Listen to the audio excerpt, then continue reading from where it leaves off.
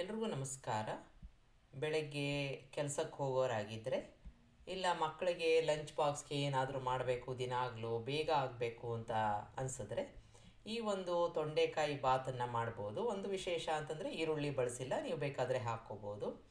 ಒಂದು ಸಣ್ಣ ಕಪ್ನಷ್ಟು ಕಾಯಿ ತುರಿ, ಸ್ವಲ್ಪ ಹುಣಸೆ ಹಣ್ಣು, ಖಾರಕ್ಕೆ ತಕ್ಕ ಹಾಗೆ ಹಸಿಮೆಣಸಿನಕಾಯಿ, ಒಂದು ಸ್ಪೂನಷ್ಟು ಜೀರಿಗೆ ಹಾಕ್ಕೊಂಡು ಇದರ ಜೊತೆಗೆ ಸ್ವಲ್ಪ ಅರಿಶಿನ, ಕೊತ್ತಂಬರಿ ಸೊಪ್ಪು ಇದೆಲ್ಲವನ್ನು ನಾನು ರುಬ್ಕೋತಾ ಇದ್ದೀನಿ. ಸ್ವಲ್ಪ ಬೆಲ್ಲ ಹಾಕ್ಕೊಂಡಿದ್ದೀನಿ, ಹುಣಸೆ ಹಣ್ಣು ಹಾಕ್ಕೊಂಡಿದ್ದೀವಲ್ಲ, ಹಾಗಾಗಿ ನಿಮಗೆ ಬೇಡ ಅಂತಂದರೆ ಆಮೇಲೆ ನಿಂಬೆ ಹಣ್ಣನ್ನು ಹಿಂಡ್ಕೋಬೋದು ಹುಣಸೆ ಹಣ್ಣು ಬದಲಾಗಿ. ರುಬ್ಕೊಂಡು ಇಟ್ಕೋಬೇಕು. ಈಗ ಒಂದು ಬಾಣಲೆಗೆ ಎಣ್ಣೆ ಹಾಕ್ಕೊಂಡಿದ್ದೀನಿ. ತೊಂಡೆಕಾಯಿನ ನಾನು ಸುಮಾರು ಒಂದು 1/4 kg ತೊಗೊಂಡಿದ್ದೀನಿ.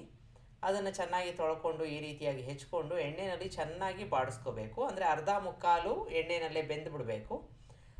ರುಚಿಗೆ ಸ್ವಲ್ಪ ಉಪ್ಪನ್ನು ಹಾಕ್ಕೋತಾ ಇದ್ದೀನಿ, ಆಮೇಲೆ ನಾವು ನೋಡಿಕೊಂಡು ಹಾಕ್ಕೊಳ್ಳೋಣ. ಈಗ ಒಂದು ಮುಕ್ಕಾಲು ಬೆಂದಿದೆ ಅಂತ ಆದರೆ ಅದನ್ನು ಒಂದು ತಟ್ಟೆಗೆ ತೆಕ್ಕೊಂಬಿಡೋಣ. ಇರೋ ಎಣ್ಣೆನೇ ಸಾಕು. ಅದಕ್ಕೆ ಕಡಲೆಕಾಯಿ ಬೀಜ ಹಾಕ್ಕೋತಾ ಇದ್ದೀನಿ. ಇದು ಆಪ್ಷನಲ್ಲು, ಬೇಡದೆ ಹೋದರೆ ಸ್ಕಿಪ್ ಮಾಡ್ಬೋದು. ಸ್ವಲ್ಪ ಸಾಸಿವೆ ಹಾಕ್ಕೊಂಡು ಚೆನ್ನಾಗಿ ಬಾಡಿಸ್ಕೋಬೇಕು. ನಿಮಗೆ ಗರ್ಗರಿಯಾಗಿ ಕಡಲೆಕಾಯಿ ಬೀಜ ಇರಬೇಕು ಅಂತಂದರೆ ಎಣ್ಣೆಯಿಂದ ತೆಕ್ಕೊಂಬಿಟ್ಟು ಆ ನಂತರದಲ್ಲಿ ಬೆರೆಸ್ಕೋಬೋದು.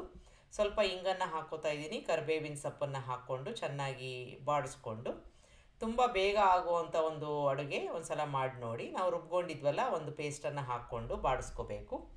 ಇದರಲ್ಲಿ ಇನ್ನೇನು ಜಾಸ್ತಿ ಹುರಿಯೋ ಅವಶ್ಯಕತೆ ಇಲ್ಲ. ಸ್ವಲ್ಪ ಎಣ್ಣೆಯಲ್ಲಿ ಬಾಡಿಸ್ಕೊಂಡಾಗ ಚೆನ್ನಾಗಿರುತ್ತೆ. ಈಗ 1 ನಿಮಿಷ ಅಥವಾ 1.5 ನಿಮಿಷ ಬಾಡಿಸ್ಕೊಂಡು ನಾವು ಅರ್ಧ ಮುಕ್ಕಾಲು ಬೇಯಿಸ್ಕೊಂಡು ಇಟ್ಕೊಂಡಿದ್ವಲ್ಲ ತೊಂಡೆಕಾಯಿ, ಅದನ್ನು ಹಾಕ್ಕೊಂಡು ಈ ಗ್ರೇವಿನಲ್ಲಿ ಬಾಡಿಸ್ಕೋಬೇಕು. ನಿಮಗೆ ತುಂಬ ಡ್ರೈ ಆಗಿದೆ ಅಂತಂದರೆ ಸ್ವಲ್ಪ ನೀರನ್ನು ಚಿಮುಕ್ಸ್ಕೋಬೋದು. ರುಚಿಗೆ ತಕ್ಕಷ್ಟು ಉಪ್ಪನ್ನು ಹಾಕ್ಕೊಂಡು ಸ್ವಲ್ಪ ಒಣಕಲಾಗೋ ತನಕ ಅದನ್ನು ಬಾಡಿಸ್ಕೊಂಡು ಬೇಯಿಸ್ಕೋಬೇಕು. ಈಗ ಪೂರ್ತಿಯಾಗಿ ಬೆಂದಿದೆಯಾ ಅಂತ ಒಂದು ಸಲ ನೋಡಿಕೊಂಡು ಆನಂತರದಲ್ಲಿ ಸ್ವಿಚ್ ಆಫ್ ಮಾಡ್ಕೋಬೇಕು. ನಾನು ಮೊದಲೇ ಹೇಳಿದಾಗೆ ಇದು ಸ್ವಲ್ಪ ಡ್ರೈ ಆಗಿ ಆಗಬೇಕು, ಎಣ್ಣೆ ರಿಲೀಸ್ ಆಗಬೇಕು. ಈಗ ಇದಕ್ಕೆ ನಿಮಗೆ ಎಷ್ಟು ಬೇಕೋ ಅಷ್ಟು ಅನ್ನನ ಹಾಕ್ಕೊಂಡು ಚೆನ್ನಾಗಿ ಕಲಿಸ್ಕೊಂಡು, ನೀವು ಹುಣಸೆಹಣ್ಣು ಹಾಕ್ಕೊಂಡಿಲ್ಲ ಅಂತಂದರೆ ಈ ಹಂತದಲ್ಲಿ ನಿಂಬೆ ಹಣ್ಣಿನ ರಸವನ್ನು ಹಾಕ್ಕೊಂಡು ಚೆನ್ನಾಗಿ ಮಿಕ್ಸ್ ಮಾಡಿಕೊಂಡು ಸರ್ವ್ ಮಾಡ್ಬೋದು. ತುಂಬ ಬೇಗ ಆಗುತ್ತೆ, ತುಂಬ ಚೆನ್ನಾಗಿರುತ್ತೆ.